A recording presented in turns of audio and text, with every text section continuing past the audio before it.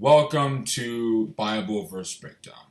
I'm Ewaenruwa, and in this video we are going to be looking at Luke chapter 12 verse 1, where Jesus Christ told his disciples, "Beware ye of the leaven of the Pharisees, which is hypocrisy." Firstly, when Jesus Christ said, "Beware ye of the leaven there refers to the doctrines of the Pharisees, according to Matthew chapter 16, verse 12. In fact, if you read it from verse 6 to 12, you can see that it's basically like a broader account of when Jesus Christ was warning them about the doctrines of the Pharisees and the Sadducees and Herod and so on. The doctrines of the Pharisees were hypocrisy because they were the commandments of men. They were crafted in a very deceitful way, in such a way that when you were to listen to them and believe in them, you would be attracted to them.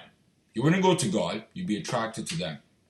And Jesus Christ was able to see through everything in Matthew chapter 15 from verses 7 to 9, which was why he stated, "Ye hypocrites, well did Isaiah prophesy of you, saying, This people draweth nigh unto me with their mouth, and honoureth me with their lips, but their heart is far from me. In vain they do worship me, teaching for doctrines the commandments of men." They taught things like, hey, don't do this on the Sabbath, don't do that. Wash your hands to the elbow. Don't pick corn at a certain time. You gotta tithe these things to the greatest extent possible. If you read Matthew chapter 23, verse 23, Jesus Christ said that they really focus on those little details. But the weightier matters of the law, mercy, judgment, love, sacrifice, charity, good neighborliness, and so on, they completely forgot about those things. And if you read Colossians chapter 2 from verses 20 to 23, St. Paul was talking about the exact same thing. Those laws about touch not, handle not, taste not, those petty things that don't really matter, they elevated that to become more important than the real things God wanted people to be learning. And the reason why they did that is very simple. When you teach people to love God, to show mercy, and so on, you don't get the credit. God gets the credit because people then are become interested in God. And because the Pharisees were covetous, they wanted the praise of men more than the praise of God. According to Luke chapter 16 verse 14 and John chapter 12 verse 43 and John chapter 5 verse 44, if they taught that, then they wouldn't get any glory. And as leaders of the people, they felt that they should get more. So what they did is they crafted their doctrine so that they could now emphasize commandments of men, tithes, traditions, and so on. And then when people look at that physical outward demonstration of holiness, then people would say, okay, yes, these people are holy. That was what their doctrines were all about. Tithes and all those physical traditions, so that people would think that they're holy. They wanted people to greet Rabbi, Rabbi when they're going across the streets, according to Matthew chapter 23 in verses 6 and 7.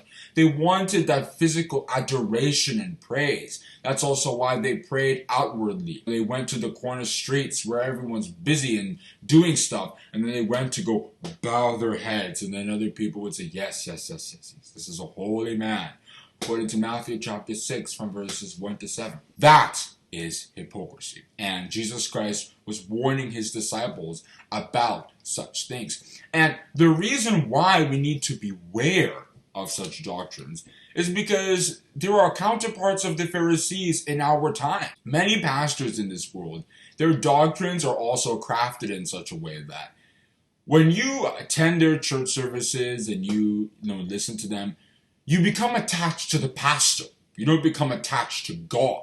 And God does not like this. If you look at Moses in Numbers chapter 20 from verses 7 to 12, you can see that the very reason why God didn't allow him to enter the land was because he took the glory for himself when he was saying, "You rebels, why do you ask us for us to bring water out of this rock?" Instead of saying, "Trust God that he'll provide water," he was talking as if he was the one who had the power to bring water out of the rock. And as a result, God said, "You will not enter the land." And people like the Pharisees, they do that on a daily basis. They take the credit for everything. They take the glory. They enjoy the praise, which is why they craft their doctrines in such a way that they can be receiving it all the time. And that is hypocrisy. Therefore, when we study the scriptures, we'll be able to identify all the hypocritical doctrines in this world, right? And we'll be able to test the spirits, as John the Apostle said in 1 John chapter 4 from verses 1 to 3. And by doing so, we will beware of such ones, and we will not just be deceived by them because we don't know any better. No, we'll know better, so we will not fall into the wrong things. To conclude, if you look at what St. Paul said in 1 Corinthians chapter 5, verse 8, he told us that we shouldn't be, engaged in the old leaven, the leaven of hypocrisy and malice and wickedness and so on. No, we should focus on sincerity and truth. Therefore, let us keep the feast, not with the old leaven, neither with the leaven of malice and wickedness, but with the unleavened bread of sincerity and truth.